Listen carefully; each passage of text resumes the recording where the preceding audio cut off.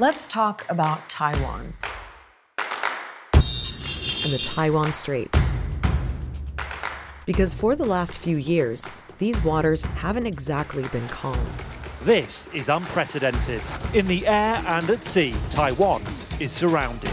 12 Chinese fighter jets crossing the median line of the Taiwan Strait. With Taiwan caught in a kind of tug of war between the US and China, there are fears about where this could all end up. Of course, that's the million-dollar question that everyone wants to know. So why is Taiwan such a flashpoint between two of the world's biggest powers?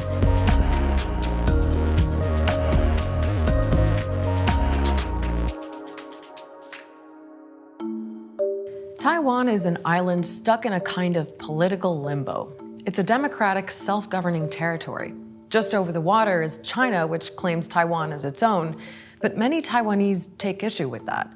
Then you add in the US, which has taken on the role of neighborhood cop, and you end up with Taiwan as the focus for many big competing interests.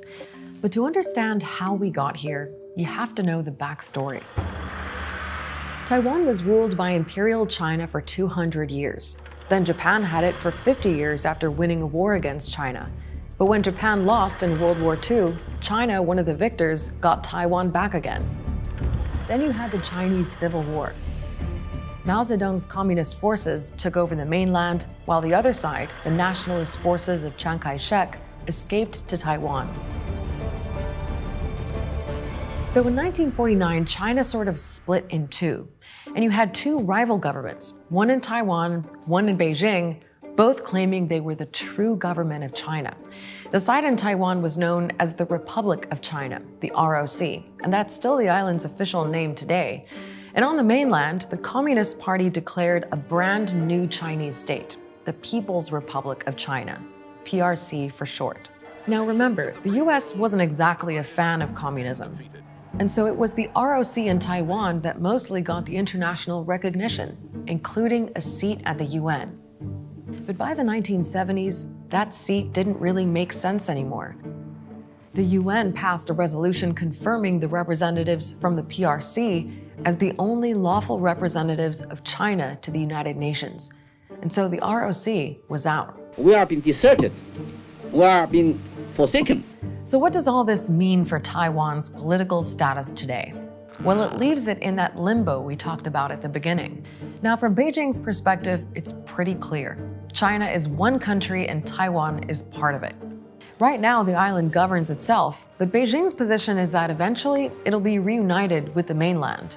实现祖国完全统一，是全体中华儿女的共同愿望。 So what about Taiwan's status according to Taiwan? Well, it depends who's in power.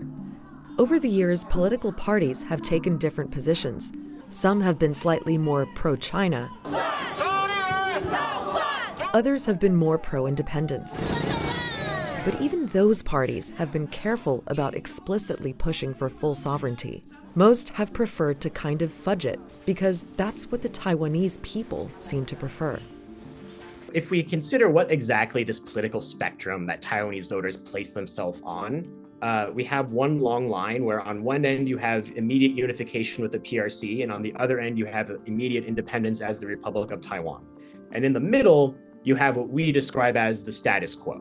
And we know from decades of public opinion research that Taiwanese voters do not want either extreme. The majority of Taiwanese voters want the status quo. Taiwanese people don't love this very awkward gray zone that they exist in, but it's a choice of pragmatism where they know that any radical change could lead to war, and Taiwanese voters do not want war. Okay, so what about the US? Well, their position is also a bit of a fudge. It even has an official name, strategic ambiguity. On the one hand, they do acknowledge that Taiwan is a part of China and not an independent country. There's no official US embassy in Taipei, for example. But on the other hand, they sort of want China to leave Taiwan alone. And one form of deterrence is making sure Taiwan is well armed. The US already sells Taiwan a lot of weapons and recently gave $80 million in military aid. What the United States rejects is either side unilaterally changing the status quo. On one hand, it tells Taiwan that If it unilaterally declares independence, the United States is less likely to support Taiwan if the PRC attacks. On the other hand, if the PRC attacks Taiwan unprovoked, then the United States is very likely to defend Taiwan because that's the PRC unilaterally changing the status quo. When Donald Trump was in power, he got cozier with Taiwan than previous US presidents. Some argue President Biden has gone even further. At times, he seems to have been pretty unambiguous about backing Taiwan. Are you willing to get involved militarily to defend Taiwan if it comes to that? Yes, You are. that's the commitment we made.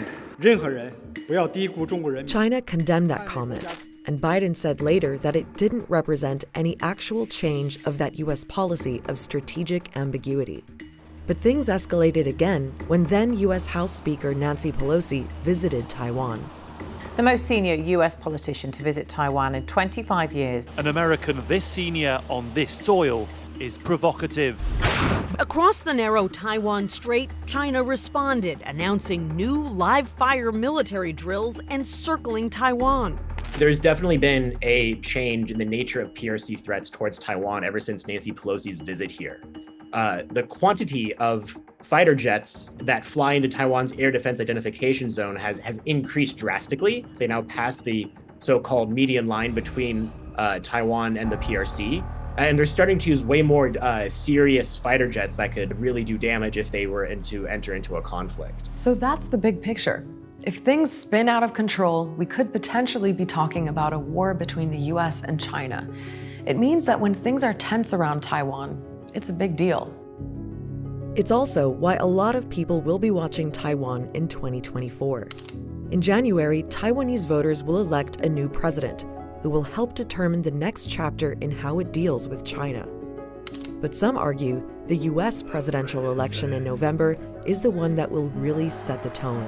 I think we actually need to wait till after the November election in the United States to really understand what the meaning is for Taiwan's next president, because how the Taiwan relationship with the United States will change if Donald Trump, for example, is reelected, I think is going to be radically different than how Taiwan's relationship is under Joe Biden.